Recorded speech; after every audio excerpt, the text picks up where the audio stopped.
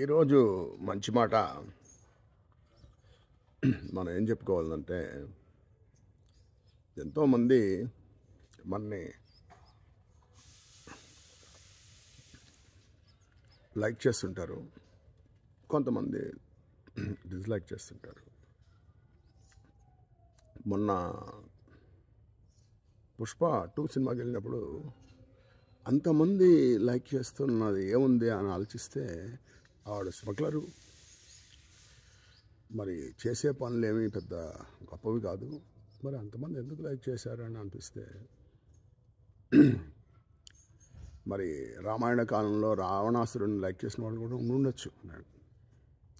So అందువల్ల మనుషులు ఎందుకు లైక్ చేస్తారంటే మనలో ఉన్న గుణాలు వాళ్ళకు కూడా ఉండాలనో లేకపోతే ఉన్నాయనో.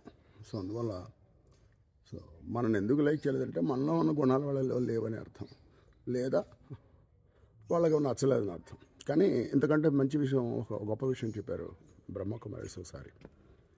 మీకు తెలిసిన వాళ్ళందరిలో బాగా నచ్చిన వాళ్ళ ఎవరు అని అడిగారు. నేను మా నాన్నగారని చెప్పాను. అంటే ఆయనలో మీకు నచ్చిన గుణాలు ఒక 12 డజనో రాయమన్నారు. సరే, నేను 9 రాశాను. కొంతమంది 4 రాశారు, కొంతమంది 3 రాశారు. అలా అన్నీ చదివిన తర్వాత వాళ్ళు ఏమన్నారంటే, ఈ గుణాలు మీకు నచ్చాయి కాబట్టి, ఈ నచ్చిన గుణాలు మీ నాన్నగారిలో ఉన్నారు కాబట్టి మీకు మీ నాన్నగారు నచ్చారండి. కానీ దాంట్లో ఒక రహస్యం ఏంటంటే ఆ గుణాలు మీలో కూడా ఉన్నాయండి అన్నారు. నేను నమ్మలేదు. ఎందుకంటే ఆ తర్వాత ఇంకో లిస్ట్ రాశారు, మీకు ఎవరు నచ్చలేదు అని రాయమన్నారు. ఏదో లిస్ట్ రాశాం, అందులో వాళ్ళకి నచ్చని గుణాలు ఏవి రాయమన్నారు. 2, 3 రాశాం. ఆ గుణాలు కూడా మీలోనే ఉన్నాయండి అన్నారు. సో అది 2004లో జరిగింది. నేను ఎప్పటికీ ఎందుకు గుర్తుపెట్టుకున్నానంటే, మనకి ఇతరుల్లో నచ్చిన ఏ గుణాలు ఉన్నాయో ఆ గుణాలు మనలో ఉన్నాయని అర్థం.